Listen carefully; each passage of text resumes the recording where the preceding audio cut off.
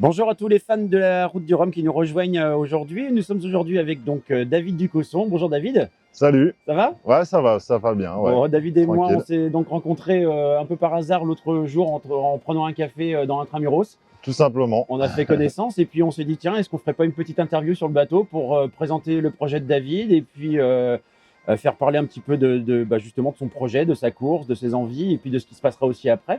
Alors est-ce que tu peux nous en dire un petit peu plus? Où est-ce qu'on se trouve par exemple là? Alors là, on est sur Trilogique, hein. C'est un bateau, c'est un trimaran de course, 15 mètres par 12. D'accord. Et c'est un bateau que j'ai récupéré, que j'ai racheté il y a quelques mois, qui était un peu à l'abandon à Port-Médoc, hein, dans le sud-ouest de la France. Et voilà, après des longs mois de travaux, de remise en route, bah voilà, on est finalement au départ de la Route du Rhum, destination Guadeloupe.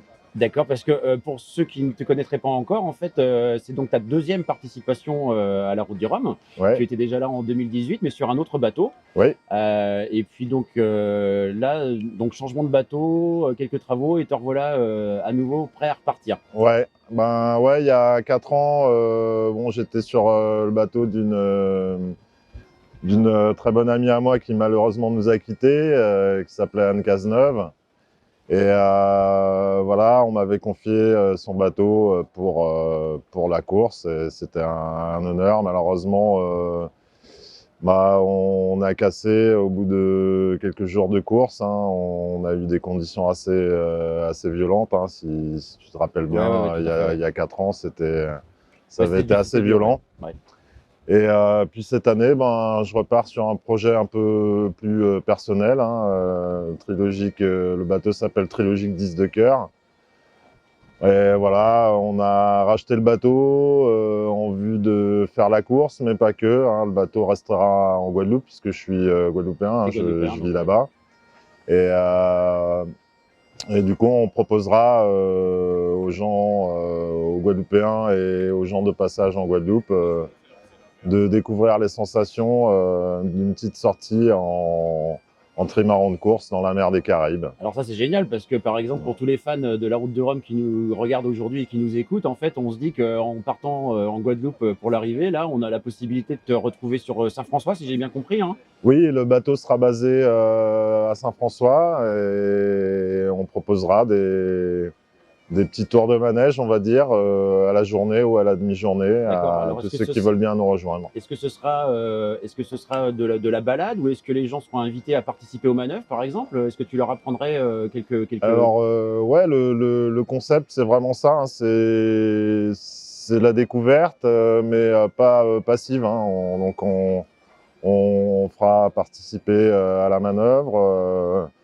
Ceux qui veulent aussi pourront barrer le bateau. Ah bah Voilà, c'est super. vraiment une C'est plus qu'une découverte, simple mais balade en fait. immergée, quoi. D'accord, Ouais. super, super. Et donc 10 de cœur par exemple, est-ce que tu peux nous en parler un petit peu? Oui, alors 10 de cœur, c'est une association qui œuvre en Guadeloupe, hein, D'accord. et qui s'occupe des enfants dyslexiques, dyscalculiques, en fait, les enfants, ce qu'on appelle les enfants atypiques. Oui. Et en proposant des nouvelles formes de pédagogie. Et le projet qu'on a ensemble, qui dure depuis 2018, c'est vraiment d'axer l'apprentissage par rapport à une passion. Voilà, donc D'accord.